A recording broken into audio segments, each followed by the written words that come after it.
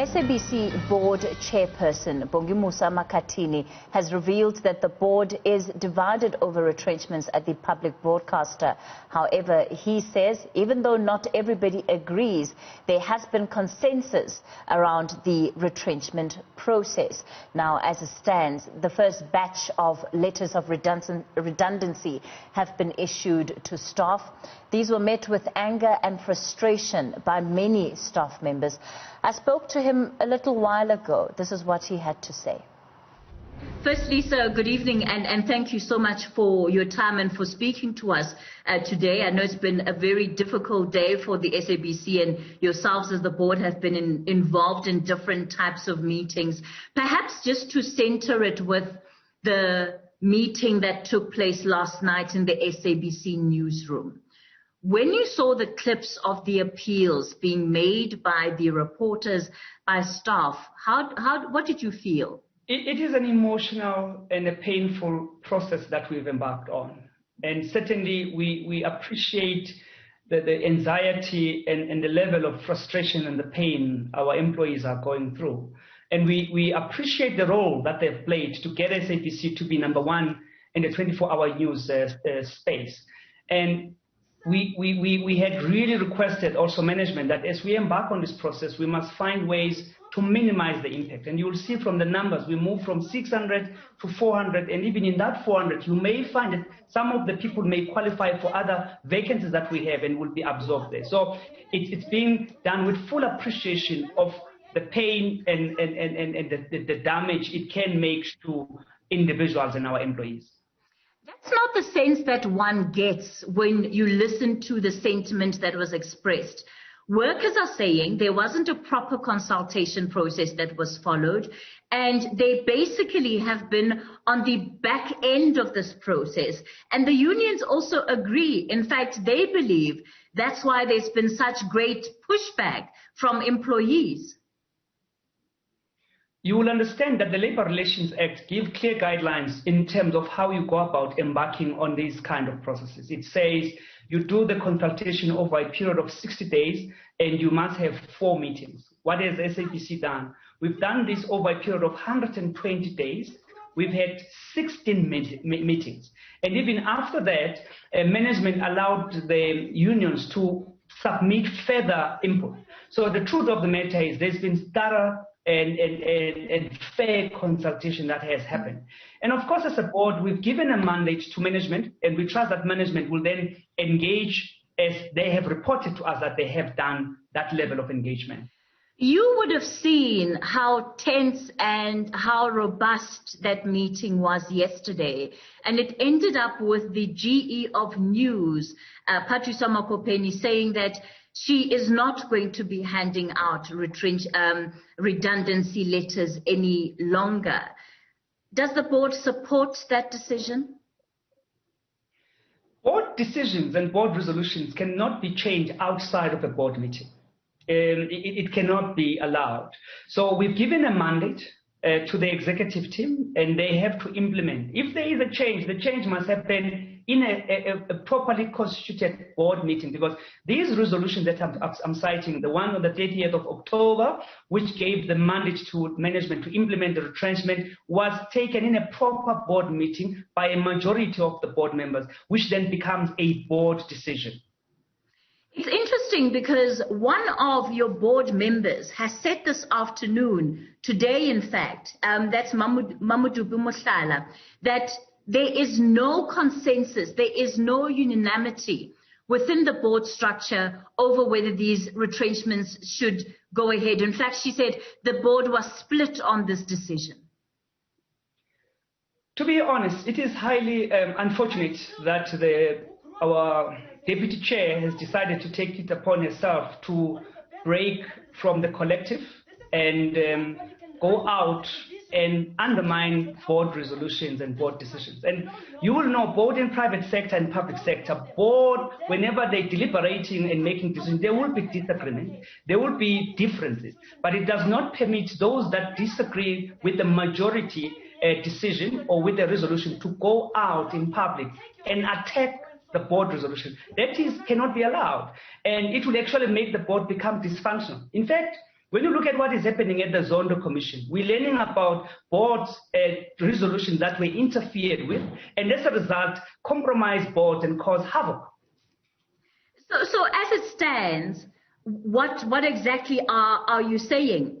Are you saying that the board is in fact not united on this issue? Is what she has said to the South African public true? SABC board has got 14 members, all right? And to have maybe 5 people disagreeing with the agreement does not say to me a board is divided. Because how can it be?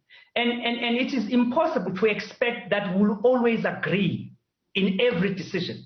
But once a decision has been processed, after thorough deliberation, that decision becomes a board decision.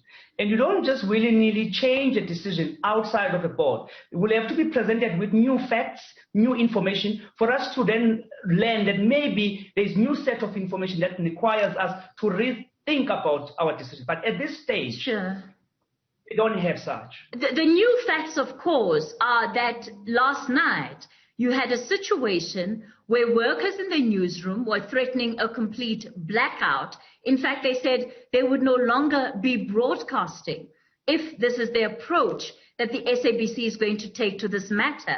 So on the one hand, I hear that, you know, you've taken a stance, but the reality is that how this position can be implemented is probably unviable at this point. The truth of the matter is, if we're embarking on a retrenchment, there's 2 possibilities. You could have a strike, and unions can go to a labor court. It is their right, and we respect that. Now, are we saying because people are aggrieved and unhappy, must we then fold our arms and not implement the turnaround strategy, one, and not comply with the conditions of the bailout from National Treasury, because we were given 3.2 billion rand with a clear condition to cut our salary bill? That's a compliance issue. Are you going to be taking action against the News GE?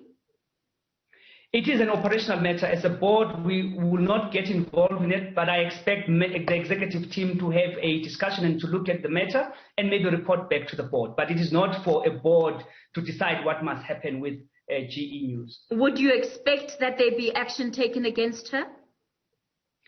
What I expect is that no matter how aggrieved and how emotional people can be, they must still uphold our editorial policies. They must still adhere to the guidelines as part of their employment, and they must still respect board resolutions. That's what I expect. Some people are looking at the salaries of top management at the SABC, and they're saying if there's any place to cut, it is the top layer that is earning millions of rands annually. This process that we've embarked on will cut across all levels. So the notion that it's only targeting lower level is not correct. In fact, one of the ideas to freeze salaries for a period of 3 years, cut across everybody, up to a board. Even board will not get their board fees reviewed for the next 2 years or so. So the truth of the matter is, it is not correct that this is only targeting certain levels and excluding others. There are no holy cows here. Are you going to be meeting with the aggrieved staff at the SABC to try and find some kind of solution to this problem?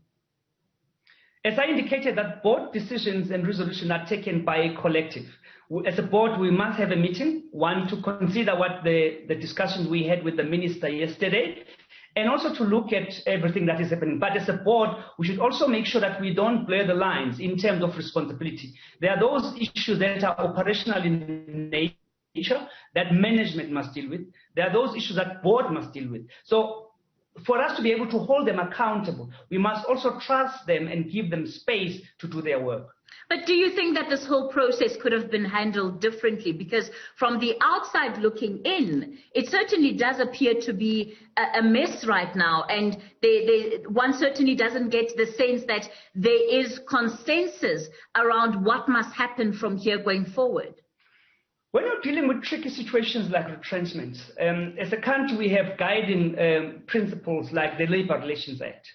Have we been compliant with the Labour Relations Act prescript? Yes.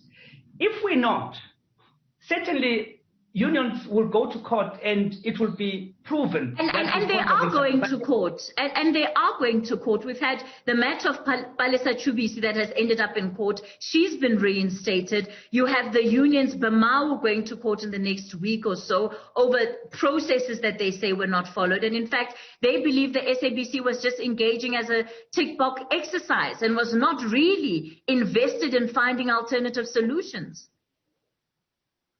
If you consider the fact that this consultation happened over 120 days as opposed to 60 days, do you really believe that there was not enough time afforded to the unions to come present their alternatives?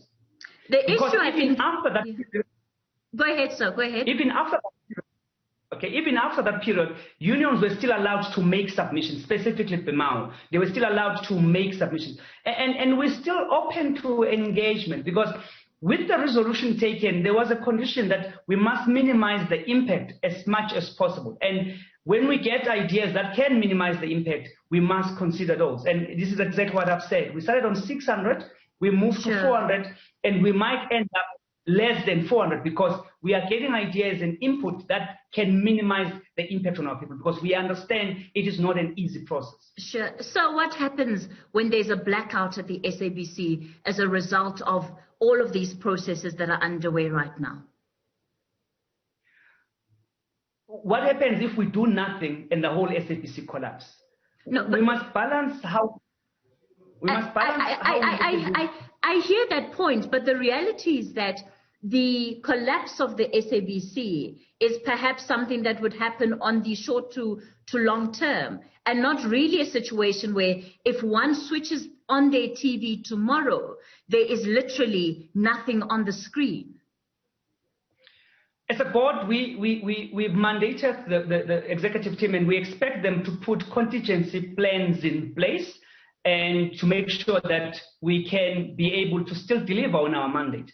But it would be irresponsible of us to be so scared to do what needs to be done because of fear of a blackout. Because it is the same public and the same people that will complain if SABC collapse. I mean, we have an SAA today that has totally collapsed. We have Dinel that can't pay salaries.